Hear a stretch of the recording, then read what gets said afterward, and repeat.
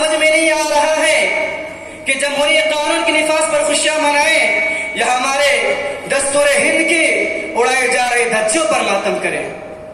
یہ بات ملک کا بچہ جانتا ہے کہ گزشتہ 5-6 مہینوں کے درمیان ملک میں اقلیتوں بالخصوص مسلمانوں کے خلاف نفرت و تشدد کے بے شمار واقعات رونما ہو چکے ہیں. ہزاروں افراد زخمی ہو گئے، سینکڑوں شہید ہو گئے، جانی و مالی کتنا بڑا نقصان ہوا، مگر حکومت کے سر پر جوں تک نہیں رینگتے.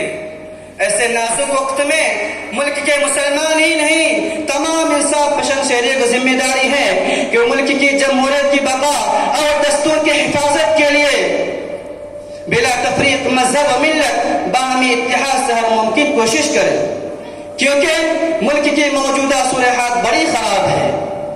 کچھ تعصب پسند اور فرقہ پرست لوگ جو اس جنت نشان اپنے عزیز کو ایک بار پھر غلامی کی زنجیروں میں جگڑنے کی ناکام کوشش کر رہے ہیں اور اس ملک کی جمہوریت کو درہم برہم کرنے کی اور قانون کو چکنا چور کرنے کی جدوجہد میں لگے ہوئے ہیں. ملک میں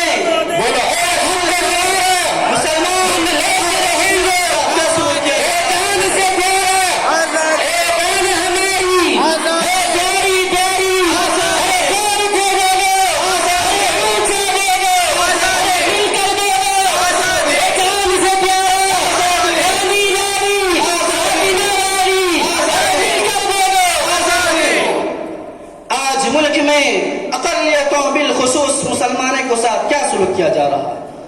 آج ان کو ہر طرح سے ظلم کی چکی میں پیسا جا رہا ہے، ان کو ملک سے بھگانے کی باتیں کی جا رہی ہے. کیا یہی جمہوریت ہے؟ ہرگز نہیں، بلکہ جمہوریت ہر اس قانون کو مسترد کرتی ہے جو اس کی اساسی بنیادوں سے ہٹا ہوا ہے. محترم حضرات، یہ سچ ہے کہ ظلم کی عمر تھوڑی ہوتی ہے. ظلم اپنے ظالموں کے ساتھ جلد انجام کو پہنچے گا. اس وقت ہم یہ کوشش کریں ہندوستان کا ہر فرد اپنی اپنی قوت اور بازو پر کھڑا ہو اور ہم یہ عزم لے کر اٹھیں ہندوستان سے انتشار و افتراق کو ختم کرنا ہے. اس لیے علامہ اقبال کہتے ہیں افراد کے ہاتھوں میں اقوام کی تقدیر ہے، افراد کے ہاتھوں میں اقوام کی تقدیر ہے، ہر فرد ہے ملت کے مقدر کا ستارہ. اس چند باتوں پر میں اپنی تقریر ختم کرتا ہوں. وما علینا الا البلاغ. السلام علیکم ورحمۃ اللہ وبرکاتہ. جزاک اللہ، بارک اللہ. پھر اس کے بعد، اس تقریر کے بعد میں چند ہندوستان کے عنوان پر ایک ترانہ بنایا گیا ہے. اس ترانہ کو پڑھنے کے لیے میں ہمارے اس مدرسے کے متعلم حافظ محمد منور حسین کو درخواست کرتا ہوں تشریف لائیں.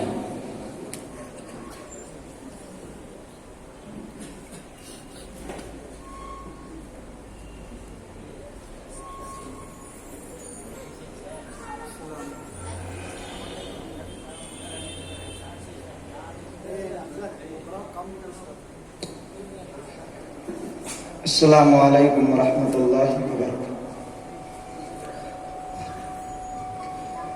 ہم لوگ مسلمان ہیں بھارت کے وفادار، ہم رہبر منزل ہیں ہمیں قافلہ سالار. ہم لوگ مسلمان ہیں بھارت کے وفادار، ہم رہبر منزل ہیں ہمیں قافلہ سالار. ہم لوگ مسلمان ہیں بھارت کے وفادار. آزاد کی آواز اٹھائی تھی ہمیں نے اور ریشم تحریک چلائی تھی ہمیں نے.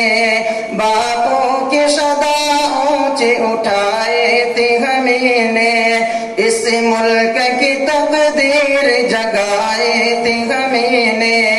آزاد کی آواز اٹھائی تھی ہمیں نے اور ریشم تحریک چلائی تھی ہمیں نے. باپوں کی صدا اونچی اٹھائی تھی ہمیں نے. اس ملک کی تقدیر جگائی تھی ہمیں نے. اس ملک کی تقدیر جگائی تھی دی ہمیں نے سچ پوچھو تو بھارت کے سچ پوچھو تو بھارت کے ہمیں لوگ ہیں معمار ہم لوگ مسلمان ہیں بھارت کے وفادار ہم رہبر منزل ہیں ہمیں قافلہ سالار انگریزوں سے ہم لوگ نے لڑ لڑ کے لڑائی آزادی بھارت کے لیے جان گنوائی سینوں پہ ہمیں لوگ نے گولی بھی تو کھائی انگریزوں سے ہم لوگ نے لڑ لڑ کے لڑائی آزادی بھارت کے لیے جان گنوائی سینوں پہ ہمیں لوگ نے گولی بھی تو کھائی ہر مار کا دیتا ہے گواہی میرے بھائی ہر مار کا دیتا ہے گواہی میرے بھائی مت بھولو یہ ہے واقعہ مت بھولو یہ ہے واقعہ ناقابل انکار ہم لوگ مسلمان ہیں بھارت کے وفادار ہم رہبر منزل ہیں ہمیں قافلہ سالار ہم لوگ مسلمان ہیں بھارت کے وفادار صد پارے دامان وطن کس نے دیا ہے تعمیر حسین تاج محل کس نے دیا ہے مینار قطب کا یہ پتہ کس نے کیا ہے صد پارے دامان وطن کس نے دیا ہے تعمیر حسین تاج محل کس نے دیا ہے مینار قطب کا یہ پتہ کس نے کیا ہے یہ لال قلعہ ہم نے دیا ہے یہ لال قلعہ ہم نے دیا ہے شاہد ہے ہمارے کہیں شاہد ہے ہمارے کہیں مسجد کہیں مینار ہم لوگ مسلمان ہیں بھارت کے وفادار ہم رہبر منزل ہیں ہمیں قافلہ سالار ہم لوگ مسلمان ہیں بھارت کے وفادار ہم شاہ ظفر ہیں ہمیں اکبر ہمیں بابر اشفاق ہمیں ہے ہمیں ٹیپو ہمیں حیدر ہے شوکت محمود و مدنی ہمیں جوہر دشمن سے رہے برسر پیکار سراسر ہے شوکت محمود و مدنی ہمیں جوہر دشمن سے رہے برسر پیکار سراسر ہم ہی غم حیبان وطن ہم ہی غم حیبان وطن قاتل غدار ہم لوگ مسلمان ہیں بھارت کے وفادار ہم رہبر منزل ہیں ہمیں قافلہ سالار ہم لوگ مسلمان ہیں بھارت کے وفادار کلیئر میں بریلی میں ہمیں پاکی پٹن میں سرہند میں دیوبند میں ہمیں تھانہ بھون میں کلیئر میں بریلی میں ہمیں پاکی پٹن میں سرہند میں دیوبند میں ہمیں تھانہ بھون میں اجمیر میں دہلی میں اودھ اور دگن میں معروف ہمیں لوگ گتا میرے وطن میں معروف ہمیں لوگ گتا میرے وطن میں وابستہ ہمیں سے ہے یہاں وابستہ ہمیں سے ہے یہاں عظمت کردار ہم لوگ مسلمان ہیں کے وفادار، ہم رہبر منزل ہیں ہمیں قافلہ سالار۔ تاریخ سے پوچھو میرے عظمت کا نشانہ، گایا ہمیں نے صدا بھارت کا ترانہ۔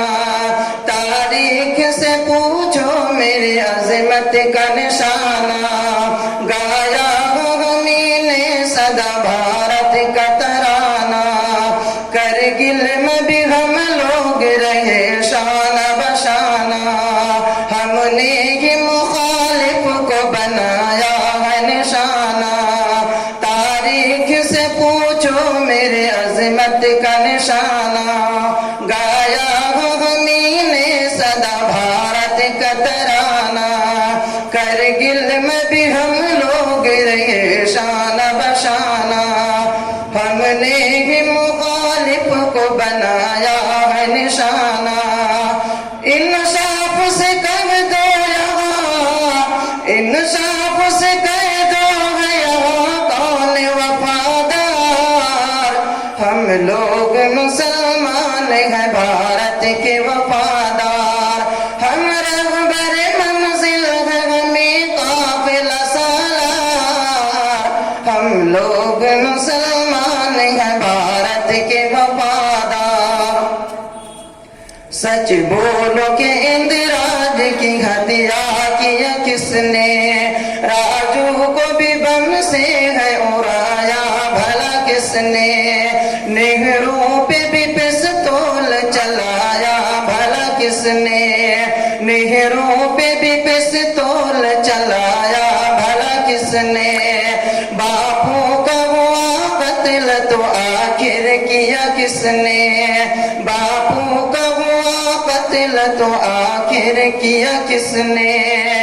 یہ کس نے کیا کرم یہاں، یہ کس نے کیا کرم یہاں ظلم کا بازار۔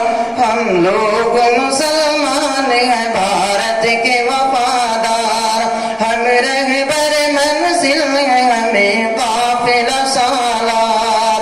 ہم لوگ مسلمان ہیں بھارت کے وفادار۔ اسلام کا پیغام ہے پیغام اخوت، ہم اہل وطن سے نہیں رکھتے ہیں کدورت۔ اسلام کا پیغام ہے پیغام اخوت، ہم اہل وطن سے نہیں رکھتے ہیں کدورت۔ محسن ہمیں ملک کی تاریخ کے شہکار، محسن ہمیں ملک کی، محسن ہمیں ملک کی تاریخ کے شہکار۔ ہم لوگ مسلمان ہیں بھارت کے وفادار، ہم لوگ مسلمان ہیں بھارت کے وفادار۔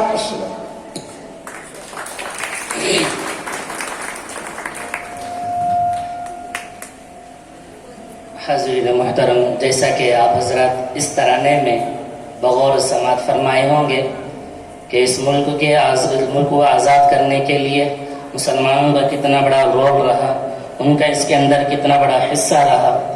الغرض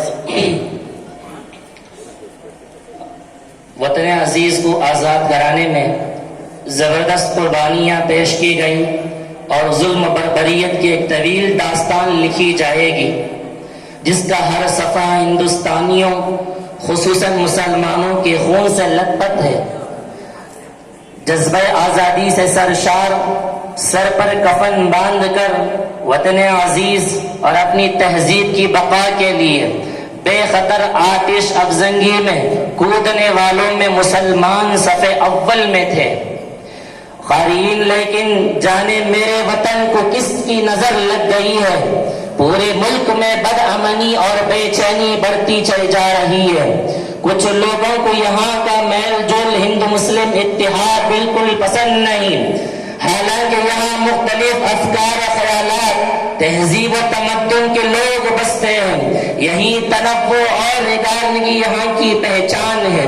چند فرقہ پرست عناصر ہیں جنہیں ملک کی یکتائی اور اس کا سیکولر نظام بالکل پسند نہیں ہے. ساری اقلیتوں اور اپنی اندر جذب کرنا یا بالکلیہ ان کا صفایا کرنا یا ملک کے جمہوری ڈھانچے کو تبدیل کرنے کے لیے بےتاب ہیں. اس ملک کے تمام آئین کو قانون کو وہ لوگ اس کے دھجیاں اڑا رہے ہیں. بڑے تعجب کی بات ہے جن کا جنگ آزادی میں کوئی رول نہیں رہا, وطن کی تعمیر میں کوئی کردار نہیں, بلکہ ان کے سروں پر بابا قوم گاندھی جی کا خون ہے جس کے پیشانی پر مذہبی تقدس کو پامال کرنے کا کلینک ہو, اور جس کے سروں پر ہزاروں فسادات, لاکھوں بے قصور انسانوں کے قتل, اربوں خربوں کی تباہی کا قومی گناہ ہو. اس کے نظریات کی تائید کیسے کی جا سکتی ہے اور خوبصورت نظام کے باقی رہنے کی توقع کیسے کی جا سکتی ہے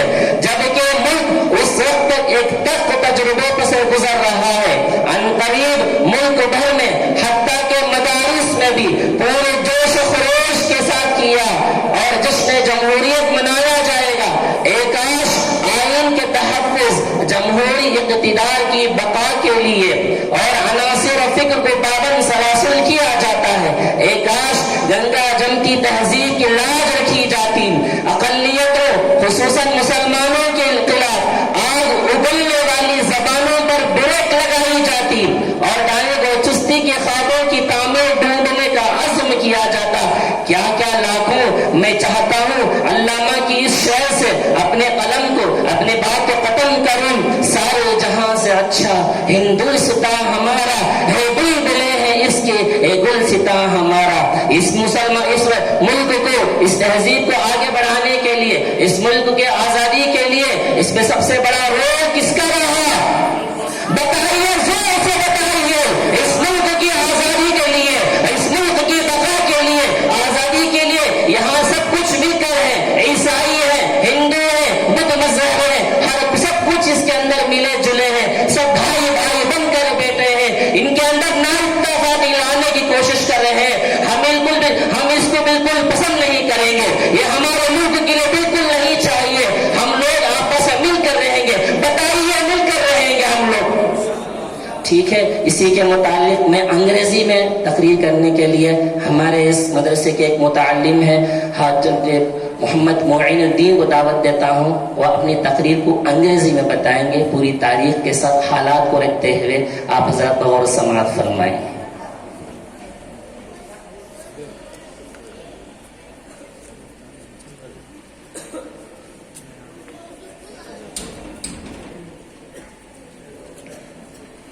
بسم اللہ الرحمن الرحیم. السلام علیکم ورحمۃ اللہ وبرکاتہ. All praise be to Allah subhanahu wa ta'ala, the creator, the designer, the bestower and the provider, the all-hearing and the all-seeing, the originator, the restorer, the resurrector and the destroyer, the ever-living, the eternal, the dominant, the first, the last, the magnificent, the glorious, the King, the Almighty, the merciful. And peace and blessings be upon His final messenger and His most beloved Prophet sallallahu alaihi wasallam. And peace and blessings be upon all the prophets that preceded him. May Allah subhanahu wa ta'ala shower His blessings upon them even more.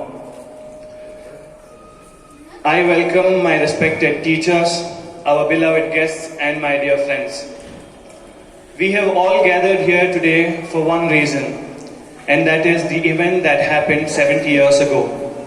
The day on which the rules and regulations of this country came into inception in the form of the Indian Constitution.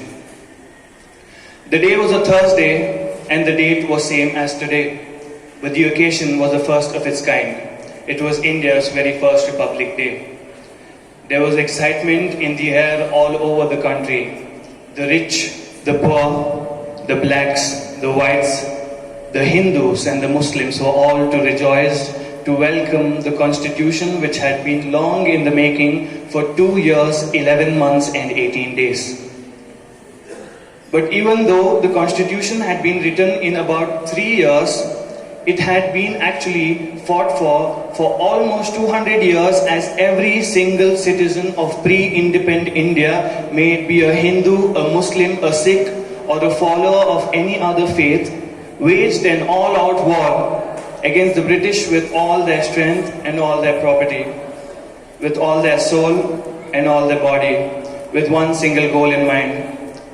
This goal was a 7-lettered word, my friends. And for this word, millions of the Indians had thrown their lives in front of firing guns and swinging lathis.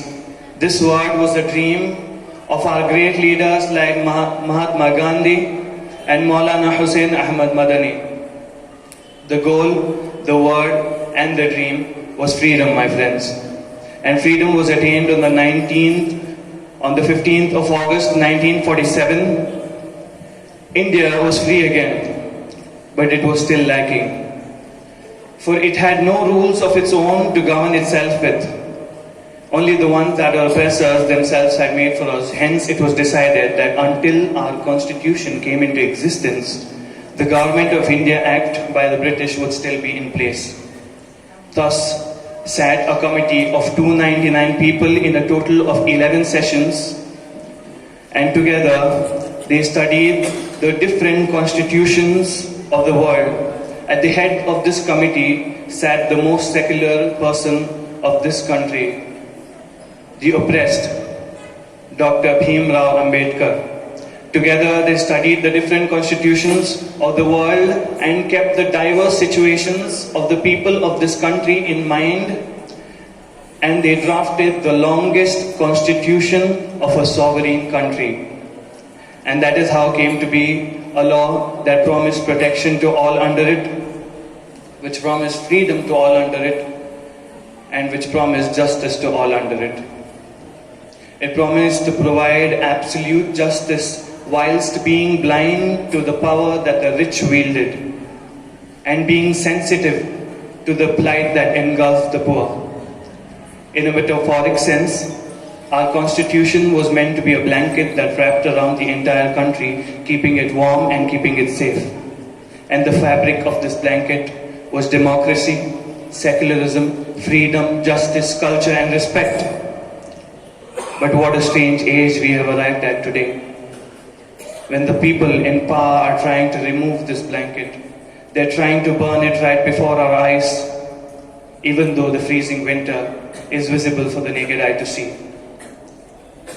This was the end of the first part of my speech, in which I threw some light on the past. Now I seek your attention as we glance at the present state of our affairs of our country. We all remember a day